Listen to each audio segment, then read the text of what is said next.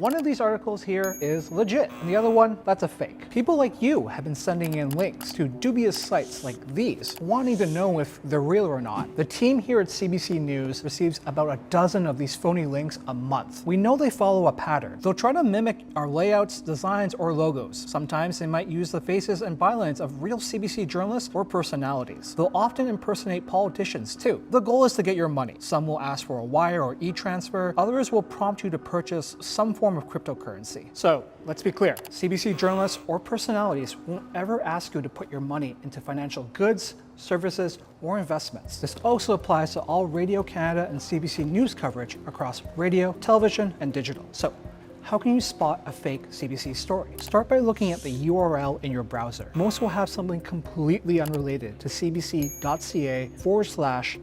Some more elaborate scams might try to cram CBC somewhere in their URLs. But remember, the genuine articles do not link back to sites selling investments, goods, or services. When in doubt, take a pause. Check the CBC News app or website to see if there's a story matching with whatever the scam is pushing. You can also fact check any funding announcement over at the federal website for news releases. Many of these scams will link themselves to some sort of government announcement and real-world politician to lend themselves some sort of credibility. Don't fall for it. Another giveaway? A comment section that's just brimming with positive reviews. They'll include false stories about making money with these products or services in order to lure you in. CBC News does not endorse any financial goods, investments, or services as part of its legitimate coverage. There's a chance that you may have come across one of these scams online posing as an ad. You can always double check with the report this ad button on the page. This will pull up any info on who posted the ad and the country it came from. If it wasn't posted by CBC or CBC Radio Canada and it didn't originate inside this country, you're dealing with a dud. This is also how you can report fake ads depending on the platform you're on. This will kickstart the process to get the bogus content taken down. This also applies if you've already sent money as part of possible fraud. If you have sent money already, you can reach out to the Canadian Anti-Fraud Centre for next steps, depending on your situation. Finally, I want you to repeat after me.